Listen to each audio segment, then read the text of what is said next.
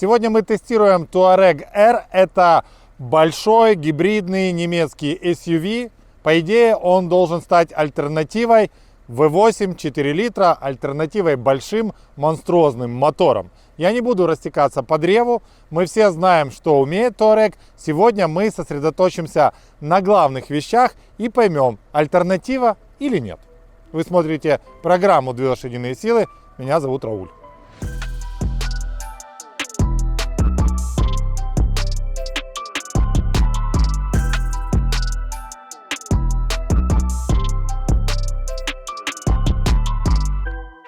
Мы все бесконечно любим компанию Volkswagen и доверяем той информации, которую она предоставляет журналистам и регуляторам. Но периодически эту самую информацию мы проверяем. И именно сейчас будем смотреть на то, а сколько реально может проехать на полном заряде Touareg R. Всю ночь я заряжал эту машину, но не то чтобы сидел возле динамо машины, но тем не менее включил в розетку, и это правда, за 8-8,5 часов у нас наша батарея зарядилась полностью. Влажные мечты концерна Volkswagen, пробег на одном заряде 55-59 километров. VLTP, это вот более тщательное и более реальное измерение, говорит о том, что не 59, а 44-48. Где-то на такую цифру вы должны рассчитывать. И здесь, пожалуй, пора обсудить характеристики Touareg R. Суммарная мощность силовой установки 462 лошадиные силы, крутящий момент 700 ньютонов. За счет чего? Бензиновый турбомотор V6 3.0 TFSI мощностью 340 лошадиных сил усиливается электромотором коробки передач. Его мощность 136 лошадиных сил. После усушки и утруски выходит 362. При этом заявленная динамика 5,1 до сотни, максималка 250, и до 140 автомобиль может разгоняться на чистой электротяге. Есть у автомобиля и батарея, она установлена под багажником, ее емкость 14,1 кВт-часа. Что в реальности по динамике с разряженной батареей? Разгон до сотни 5,5 5,7 секунды, 402 метра 13,7, разгон до 200 километров 20 секунд. К сожалению, разгон заряженной батареи я уже замерял в гололед, поэтому пришлось ограничиться разгоном до 100 километров. Получилось 5,2 секунды. По расходу все очень по-разному. В режиме генератора может быть и до 15 литров на 100. В режиме гибрид при скорости 90 около 7 литров на 100 километров. Мы сейчас выезжаем на трассу, я включаю круиз-контроль на скорость 90 км в час, и мы попробуем понять, что же есть на самом деле, особенно с учетом того, что прямо сейчас бортовой компьютер почему-то мне говорит, что запаса хода всего на 29 километров. Может быть, у него какие-то свои внутренние алгоритмы, он посмотрел, как вчера вечером я добирался до дачи и подумал, да не, 29 это мой самый лучший прогноз, потому что так ездить нельзя, надо take it easy, ребята. Окей, начинаем проверку. Ваговоды давно подозревают наш канал в предвзятости, что, разумеется, правда. Совсем недавно нас уличили в том, что мы неправильно проверяем системы экстренного торможения, потому что немецкие радары видят исключительно металлические препятствия, а винил, картон и металлизированную пленку нет. Но шаг за шагом выяснилось, что не все ваговоды разбираются в радарах и не все Volkswagen не видят препятствий. Вот, например, у Touareg R, як кажуть українською мовою, розвиднілося. При этом настолько качественно, что он легко распознал препятствия на круиз-контроле и затормозил надежно и вовремя. На скорости до 30 км без круиза у него тоже все получилось, но уже реально впритык. А теперь давайте посмотрим, что будет, если перед вами движется автомобиль, затем перестраивается в другую полосу и перед вами возникает преграда. Здесь у Touareg пока не выходит, хотя и мы ехали по доброй украинской традиции, не соблюдая никакой дистанции, в надежде на чудо. Оно даже начало происходить, но не хватило тормозного пути. В любом случае, Touareg в данном упражнении показал себя весьма прилично.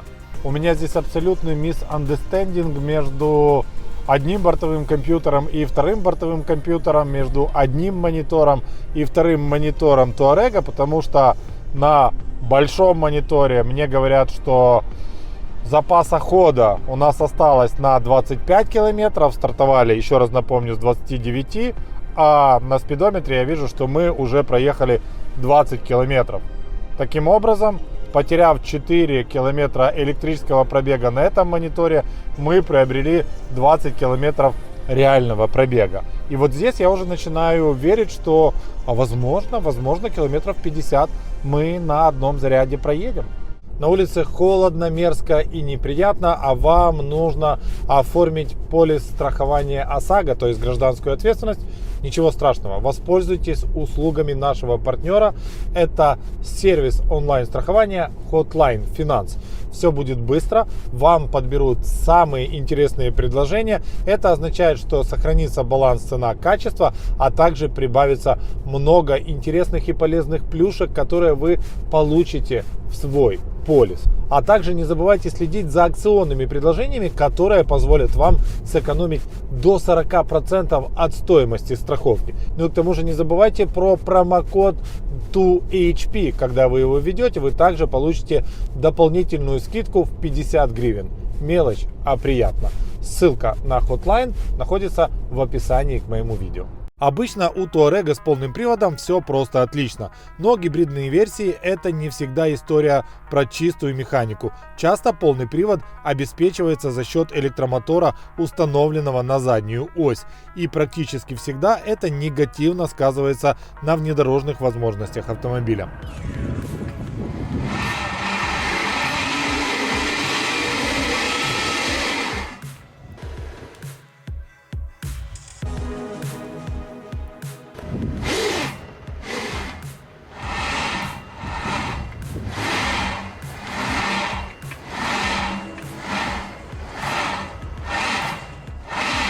И вот в данном случае здорово, что Touareg выглядит костылем даже в мире гибридов. У него один электромотор, и он встроен в 8-ступенчатую автоматическую коробку. Таким образом, у автомобиля остался классический полный привод с межосевым дифференциалом Torsen, который может перебрасывать до 70 крутящего на переднюю ось и до 80% на заднюю.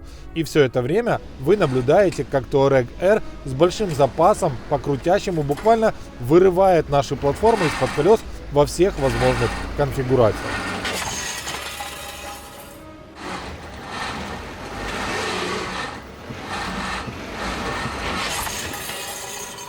У нас очередная веха, мы проехали 30 километров. С учетом стартовой информации бортового компьютера, в этот момент наша машина уже давно должна была перейти на работу двигателя внутреннего сгорания, но ничего подобного, потому что на большом мониторе я по-прежнему вижу, что у нас запаса хода на электротяге 16-17 километров.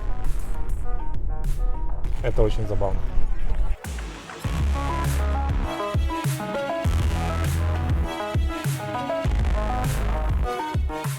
А теперь внимание на мониторы мультимедии бортового компьютера, потому что прямо сейчас у нас остается последний золотой километр пробега на электротяге. И как видите, машина на полном заряде проехала 46 километров, и сразу после этого включился двигатель внутреннего сгорания. Мы сейчас будем ехать уже в гибридном режиме, при этом я постараюсь подзарядить нашу батарею при помощи рекуперации, и, как я понимаю, возможно частично из-за того, что часть энергии мотора будет также уходить на зарядку этой самой батареи, и это, разумеется, должно отразиться на расходе топлива. Очень удачная разработка от Volkswagen – это возможность сохранить заряд батареи, то есть вы можете выбрать, сколько вам нужно пробега на электротяге в тот или иной момент и зарезервировать его. Вот у вас полная батарея, вы нажимаете кнопку. Я, например, хочу сохранить весь заряд батареи до въезда в центр города, где можно передвигаться только на электротяге. Пожалуйста, Volkswagen это предоставляет. При этом вы можете выбрать пробег на 20 километров, на 10, на 30 или, еще раз повторюсь, аж на все 46 километров. И в это время машина будет использовать только двигатель внутреннего сгорания. Где-то километров за 20 я таки подзарядил батарею. Кстати, где-то на 20 километров запаса хода. При этом цена этой самой зарядки составляла 15,3 литра на 100 километров пути. Напомню, что топливным партнером нашего проекта является сеть столичных АЗС КЛО. Используйте приложение компании, там вы получаете скидки, там вы получаете доступ к расширенным сервисам. Если вы будете их использовать, то ваша жизнь станет качественнее и современнее. Я знаю, что будут определенные обсуждения того, как рулится Touareg R, что он, очевидно, тяжелее, чем классический Touareg, тяжелее, чем 4-литровый дизельный Touareg, но при этом, ребята, ну давайте посмотрим правде в глаза. Что мы обсуждаем? Мы обсуждаем управляемость SUV, больших, громоздких, высоких и тяжелых внедорожников. Управляемость где? На северной петле Нюрбургринг, в пробке на Бессарабке, на Бориспольской трассе, где некоторые индивидуумы пытаются играть в шашки в 4 полосах. И вообще, что такое управляемость для обычного рядового водителя? Она же не имеет никакого отношения к управляемости спортивной, к управляемости весом автомобиля, к управляемости тягой автомобиля. Ну, как бы высшая математика, вернее, Евклидова геометрия против геометрии Лобачевского. В одной параллельные прямые не пересекаются, во второй пересекаются, и вообще все не похоже друг на друга. Поэтому я считаю, что и Touareg R, и, например, 4 литра V8 рулятся приблизительно одинаково. На фоне хорошего легкового автомобиля, в принципе, я бы сказал, что никак. Но если мы говорим о больших мощных SUV, о немецких мощных SUV, то, сравнивая их с японцами и корейцами, и гибрид, и дизель, скорее всего, победят японцев практически во всех дисциплинах. Так что я бы на вашем месте не переживал по поводу того, что вес в 200 килограммов самым пагубным образом повлияет на управляемость вашего автомобиля. А если вы едете на гоночную трассу, то, скорее всего, просто этот самый вес машину разрушит чуть быстрее, чем та, которая легче. Если мы снова сравниваем два SUV.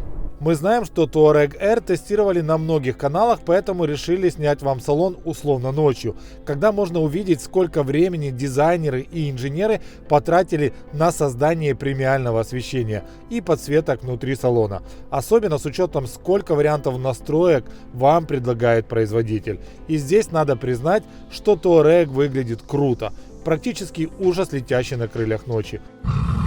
А если добавить умный свет, усиленный камерой ночного видения, то вы поймете, что даже без гибридной установки автомобиль двумя передними колесами уже находится в будущем, где при встрече с Touareg не пострадает ни пешеход, ни зайчишка-лопоухий. Touareg R — это очень неоднозначный автомобиль, потому что, по моим ощущениям, эту машину создавали не только для клиентов, не только для того, чтобы они привыкли и адаптировались к переходу на чистую электротягу, которая по планам компании Volkswagen наступит в 2030 году. Нет. Touareg R также создан и для производителя.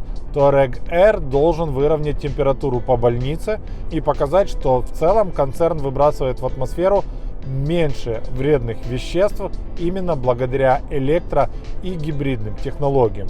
Благодаря этому компания Volkswagen сэкономит миллиарды евро или, по крайней мере, сократит количество штрафов, которые сейчас какими-то невероятными цифрами обрушились на современный автопром. И это не шутка, многие концерны просто вынуждены снимать с производства целые линейки своих автомобилей, которые не соответствуют стандартам Евро и которые не помещаются в нормы выбросов для предприятий и заводов.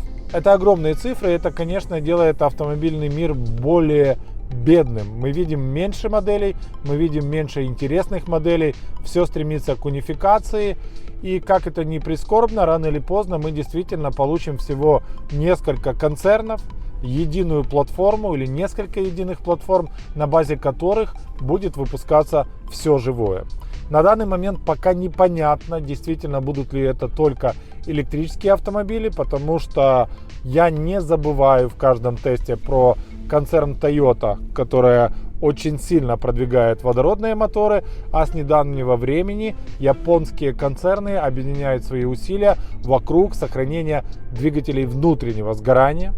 Они считают, что просто нужно перейти на экологическое топливо, но вот эти вот горячо нами любимые моторы нужно сохранить. Сохранить не только потому, что мы к этому привыкли.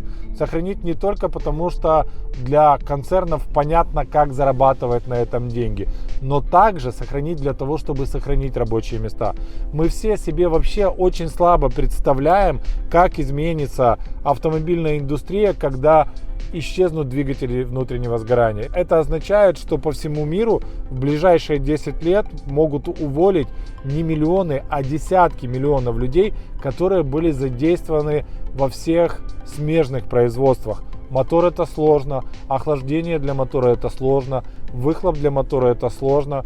Что будут делать компании, которые выпускают охлаждающие системы? Что будут делать компании, которые выпускают классические тормоза? Как им со всем этим справиться и как они будут жить?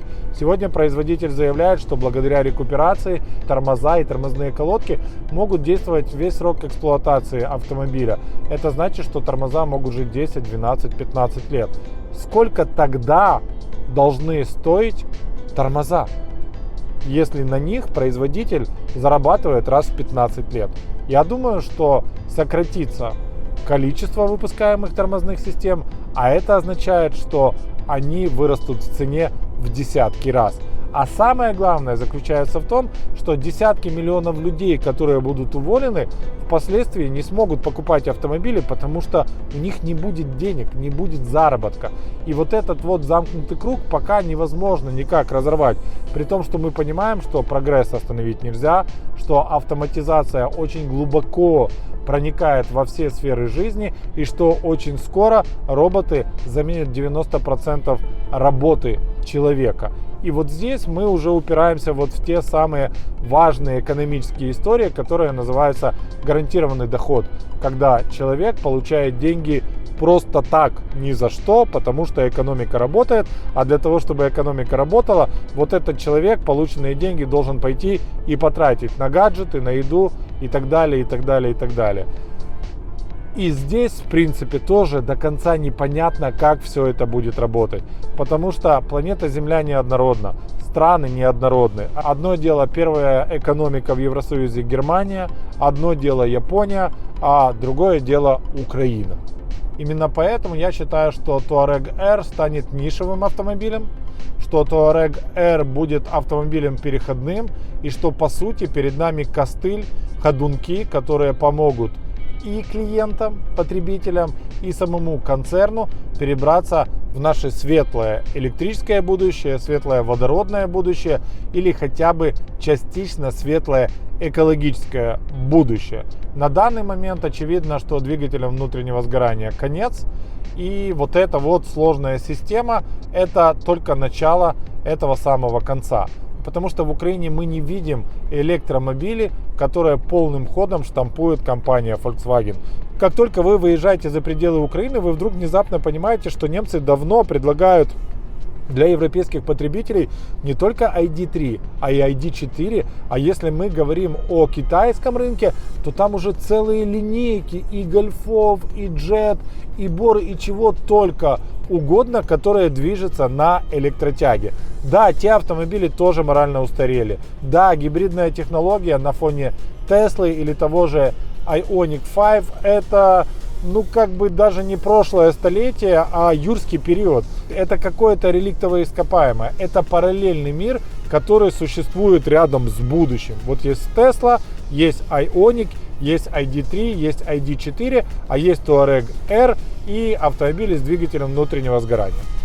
И весь этот нонсенс одномоментно может передвигаться на 4 полосах на Бориспольской трассе. И вот это для меня очень важный сигнал по поводу волатильности всего автомобильного рынка. Мы как бы все движемся и переходим на электромобили, но скорость у каждого автоконцерна абсолютно разная.